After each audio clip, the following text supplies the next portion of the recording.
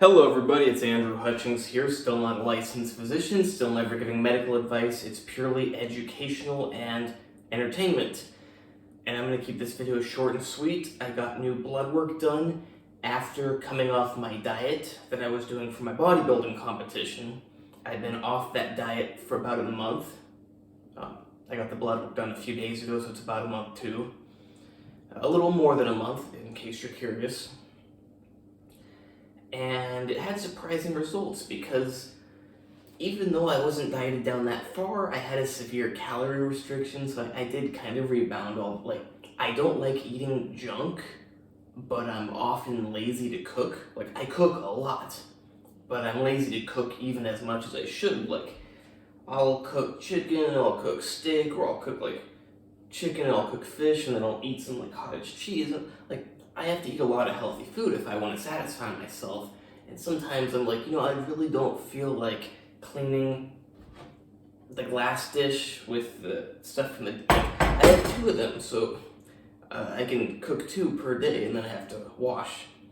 Sometimes I'm lazy, don't want to do it, I'm tired, got home from a long day, and I didn't have cottage cheese in the fridge or something, or who knows, so I end up eating cookies and chocolates. Also, but I don't crave that kind of stuff. What I crave is just real food and beer. I love beer. So I've been eating a lot in general, a decent amount of junk, and quite a bit of beer, and a good amount of vodka about once a week.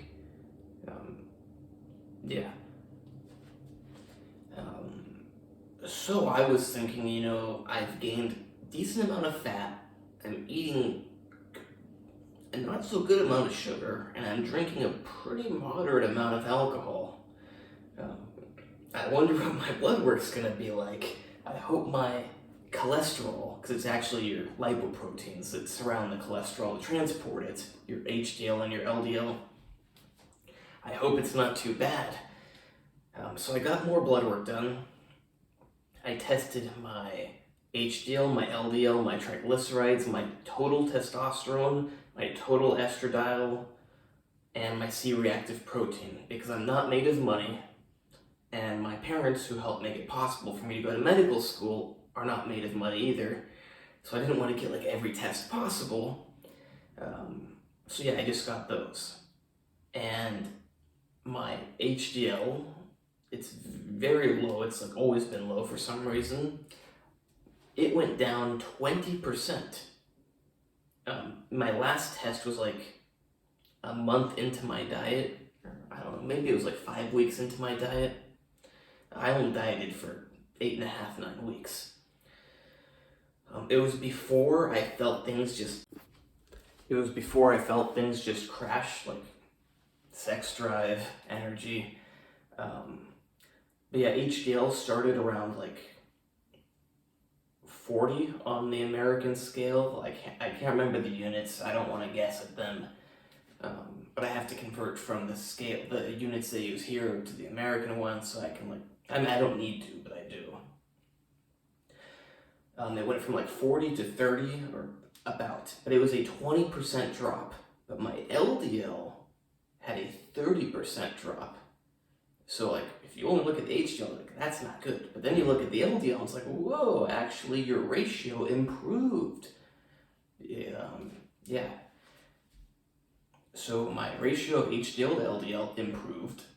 My LDL, which is thought that you don't want to have very high, it went down, so that's an improvement. My triglycerides decreased by 30%. They weren't high either time, but still 30% decrease. I thought they would be higher, but nope, 30% decrease. And even a cardiologist was telling me, if I saw anyone's HDL go down by 20%, I would think that their triglycerides would skyrocket. Nope, not me, for some reason. My C-reactive protein went up by 12%. Not good, and who knows how much it would keep going up if I continue this lifestyle. And it's hard to say what's more important, a 12% increase of C-reactive protein from like 0.9 on the American scale to 1.1 or somewhere around there. Or is my change of HDL to LDL ratio and lowering of my LDL and my triglycerides more important? Hard to say. C-reactive protein is pretty important. But there was also another change that was really surprising. My testosterone. So it's not that much of a shock that it would go up when I'm not dieting, but how much it went up. I've never had such high testosterone in my life, and it made me think, I actually have always gotten tested when I've been dieting. Not like dieting this hard like I was, but I've always been dieting to some degree when I get tested. And this time I wasn't dieting at all, plus I'm drinking my beer and my vodka, which, who knows, could help. And my testosterone was 50% higher than just like 2 months prior. It's shocking to me. Like I thought, it's probably gonna go from, because it was like 500 nanograms per deciliter. I think that's the American units. It's just like, who knows, maybe it went up to 600. Maybe it just went down even further and now it's back up to 500. Who knows? Because I've had multiple testosterone tests in my life. One was like 380, one was like 450, one was like 540, then it went down to, I think it went from like 380 to 540 to 450, then to 500. I don't remember exactly. But yeah, I've never had an 800 score before. I consider it like my top score because I'm pretty proud of it. To be honest, I always dislike how I have kind of low testosterone. Like I know I have really good muscles, I'm bigger than most people, I'm in great shape, I'm strong, but I don't like seeing the low numbers, so that 800 makes me happy. And estrogen, you may be thinking, well, testosterone went up 50%. How much did estrogen go up? 8%.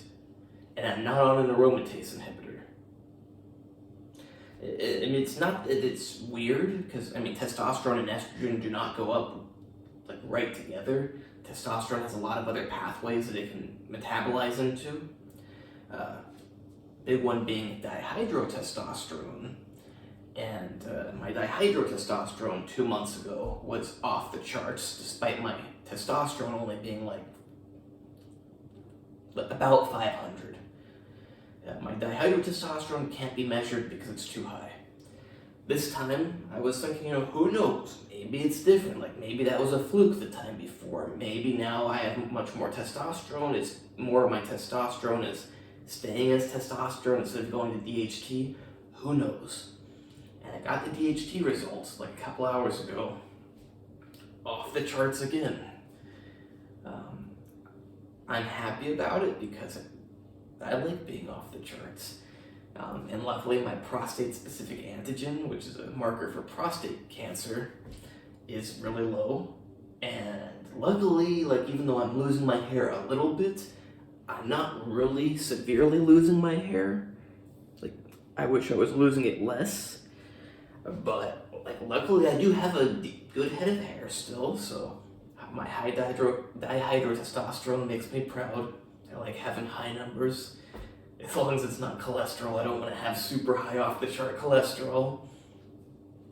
But yeah, you wouldn't normally expect this. I went from eating ultra healthy, no alcohol. You might expect it if you consider the calorie deficit. But even, so the calorie deficit can easily explain the testosterone levels, but it does not so much explain the cholesterol and the triglycerides. You would think that if I start eating junk, sugar, drinking a bunch of alcohol, that things wouldn't look so good. But they actually look better. Now, I did not test my liver enzymes.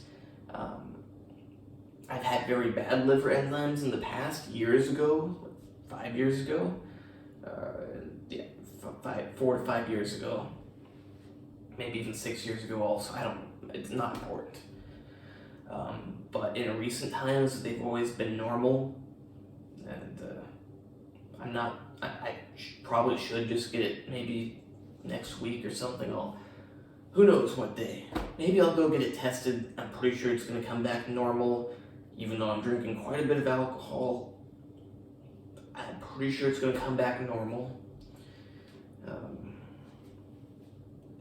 They tend to be on the high end of normal, but normal. When liver enzymes are actually pathologically high, they are way above normal. Not just on the high, not just a little bit above, kind of like my dihydrotestosterone, off the charts. I like being able to say that my male sex hormones are off the charts, and it's not because I'm injecting them. So there you have it.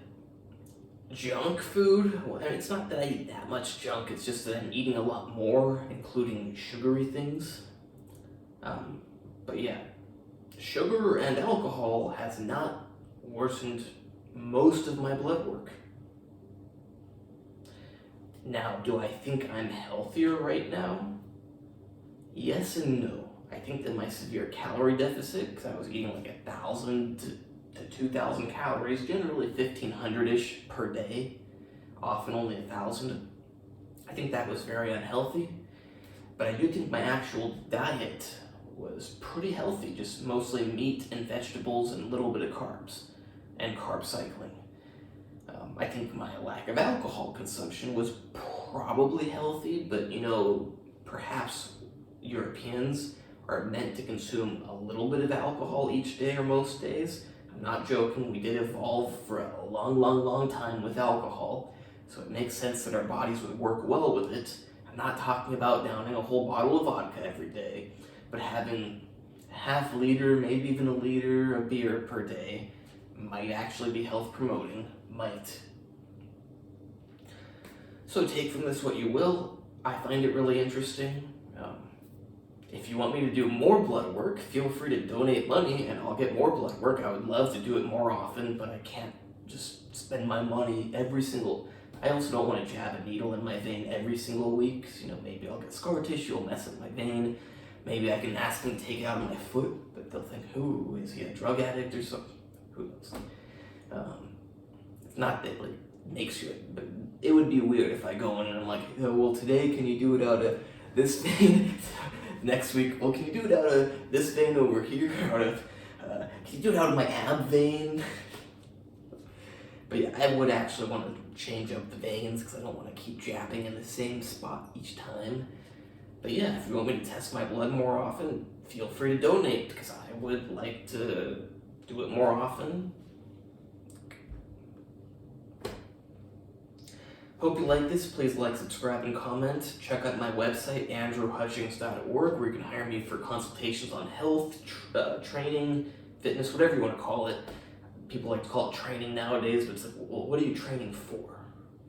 Most people aren't training for anything. They're just lifting weights.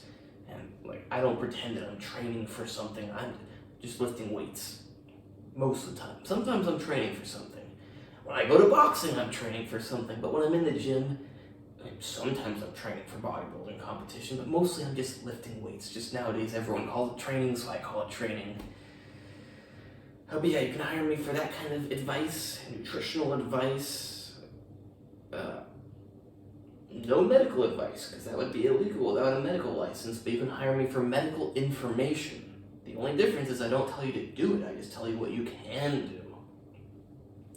And I've got a book on tendinitis, which I do not recommend that you follow. I just recommend you forget it after you read it, because that would be medical advice if I recommend you follow it. That's why my book says at the beginning, I recommend you forget everything you read. So I certainly wouldn't want you to buy it on Amazon as fast as you can and do it as quick as you can.